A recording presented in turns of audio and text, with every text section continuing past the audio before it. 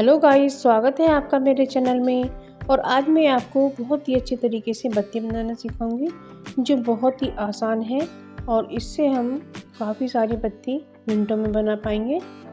तो देखते हैं हम किस तरह से बनाएंगे। तो हमने इस रुई को थोड़ा फैला कर रख लिया है और अब हम इस तरह से सिलाई को इसमें लगाएंगे और इसे हाथों से धीरे धीरे लपेटते जाएंगे और इस तरह से हमारी बत्ती बहुत ही आसान तरीके से बन जाएगी। तो फ्रेंड, इस तरह से जब हम निकालते हैं तो ये थोड़ा कम सही बनी है, तो आप क्या करें, आप इस तरह से ले लें, या तो चकला ले लें या फिर आप चॉपिंग बोर्ड भी ले सकते हैं। तो इस तरह से रुई को लपेटकर इस तरह से करें और बत्ती बन करके तैयार है। तो आप इस तरीके से बत्ती बनाएं, आपके मिनटों में बहुत सारी बत्तियां बन जाएंगी। तो ये बहुत ही आसान तरीका है और इसी तरीके से आप अपनी दीपावली के लिए बत्तियां बनाकर तैयार कर लें। और रुई हमें नई ही लेनी है, पुरानी रुई हमें नहीं लेनी है। तो नई रुई लेने का ही महत्व होता है। तो अब हम ये खड़ी बत्ती बनाएं। तो हमें दोनों तरफ से रुई के छोर लेकर इस तरह से बना लेना है और फिर दोनों ही छोरों को इस तरह से मोड़ देना है। तो अब ये बत्ती हमारी बन करके तैयार है। तो अब हम ये दिया ले लेते हैं मिट्टी का। तो मिट्टी का दिया जब आप नए लेकर आएँ तो उसे सबसे पहले पानी में डुबो दें और उसे तब तक भीगा रहने दें, तब तक वो पानी पीता रहे और फिर थोड़ा सूखा करके उसे, तो इस तरह से आप नेल पेंट से उसे सजा सकती हैं। और नेल पेंट बहुत ही आसानी से लग जाता है और ये बहुत जल्दी सूख भी जाता है, जिससे हमारा दिया तैयार हो जाता है।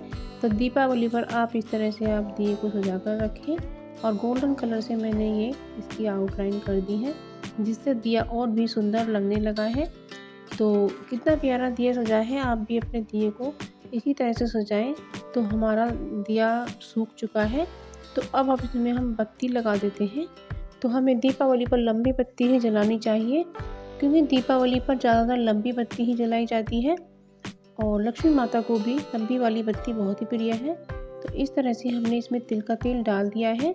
आप चाहें तो सरसों का तेल या देसी घी भी डाल सकती हैं और इस तरह से बत्ती को भिगो करके आप जलाएं तो आपका दिया बहुत ही सुंदर लगेगा। फ्रेंड्स, आप देख सकते हैं कि दिया कितना सुंदर लग रहा है। आप भी अपने दिए को मनचाहे कलर में सजाएं और मंदिर में सजाएं या फिर घर पर लगाएं, तो लक्ष्मी माता प्रसन्न हो जाएंगी।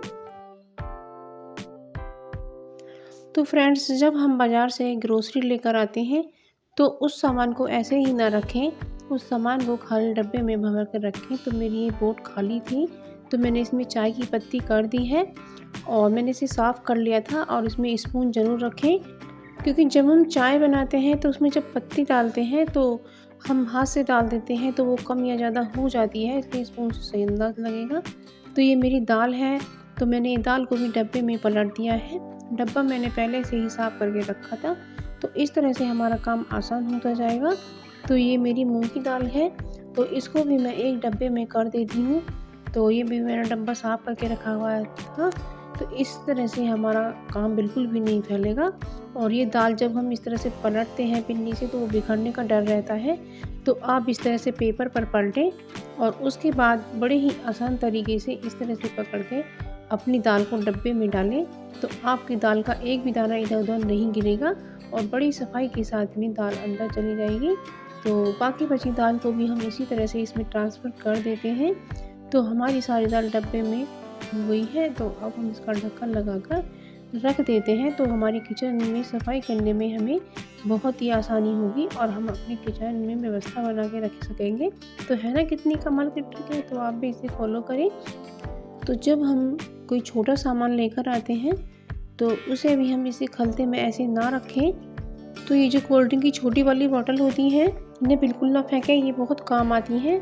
और ये मैंने सिरप की बोतल का ऊपर का पार्ट काट लिया है और सब ये धोकर के साफ़ हैं और इस तरह से हमारा जीरा इसके अंदर चला गया है। तो इस तरह से आप छोटी जो चीज़ें होती हैं, जीरा अजवाइन वगैरह, इस तरह से इन बॉटल में रखा जा सकता है। तो ये बॉटल बिल्कुल ना फेंकें और इसे एक डब्बे में खड़ा कर दें।